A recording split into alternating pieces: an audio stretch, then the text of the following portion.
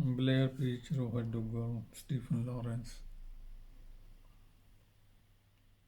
and there are some others as well. Blair Peach, he was killed in 1979 at Southall by police, Special Patrol Group (SPG). He was hit on the head with a truncheon and he died in hospital. A massive demonstration was organized by Black organization and Asian organization and Socialist Workers' Party and other anti-racist organization. And he was killed in a demonstration taking place against National Front in Southall.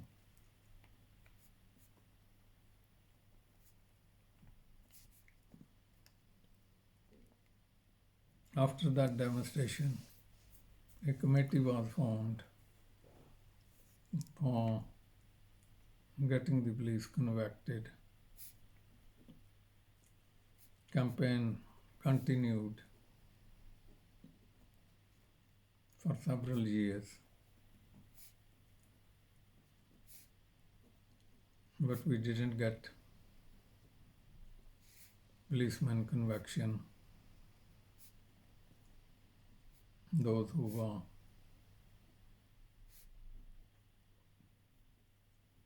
involved killing him.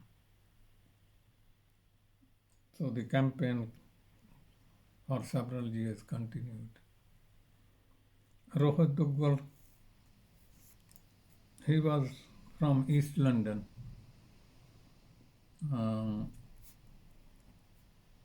Woolwich, Blackheath area, young Punjabi lad. He was stabbed to death.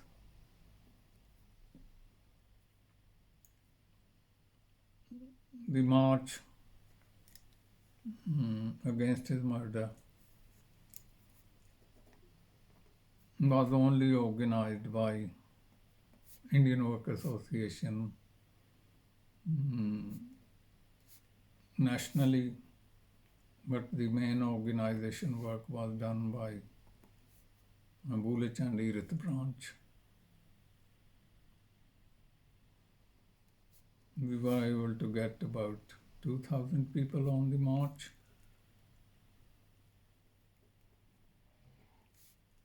There were few black organization on the march. And that was the shortcoming. Why do you think that is? Hmm? Why do you think that is? I can't say.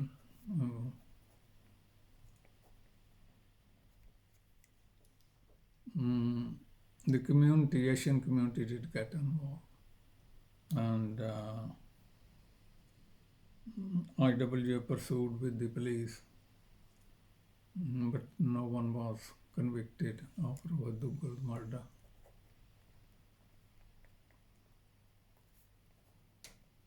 Stephen Lawrence, it was very wide campaign, and IWA from time to time participated in the demonstrations, public meetings, particularly our London branches. I want to mention one more, Gurdeep Vhaggar in Southall. He was killed by racist. Murder on a street. IW took the initiative, and there was a massive demonstration in Southall. Southall youth movement was involved. Southall Black Sisters were involved as well.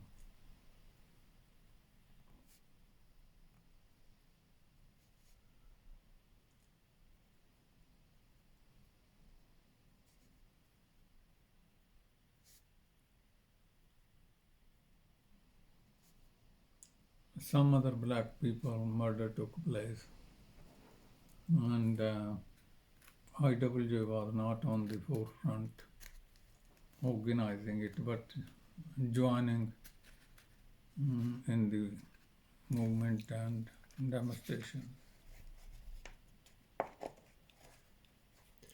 So, what do you make of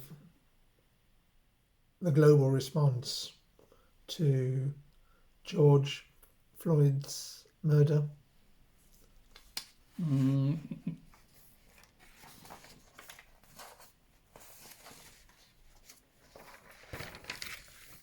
My response is George Floyd murder.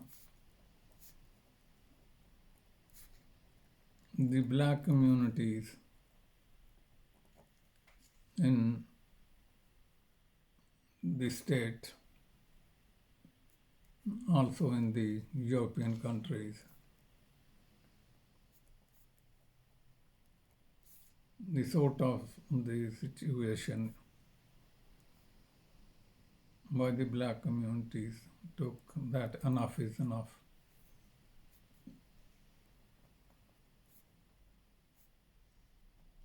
Black Lives Matter, although was going on for several years, but George Floyd murder activated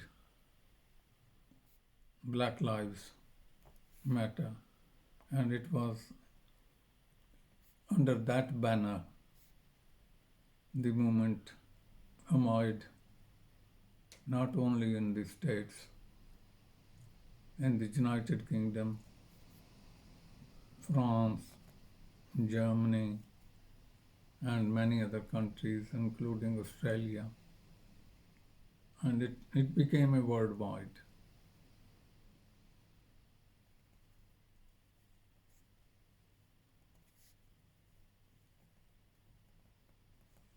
And the protests which took place, they made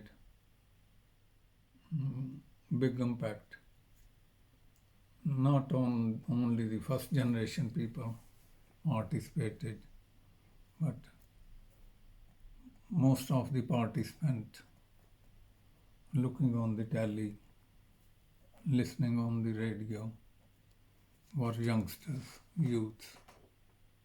And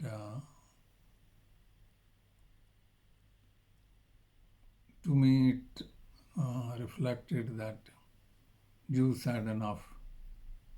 Enough is enough. And they are coming out in tens of thousands to demand justice.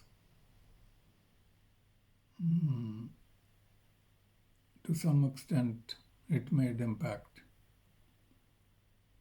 But the government in the United Kingdom and in the States, they are still, in my opinion, not listening to the black communities and addressing their grievances.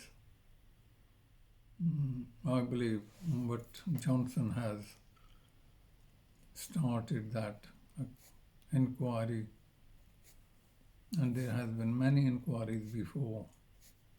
Scarman inquiry, and there was another judge inquiry.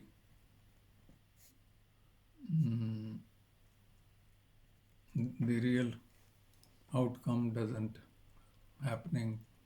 The Black Lives Matter continues, and imperialist, they still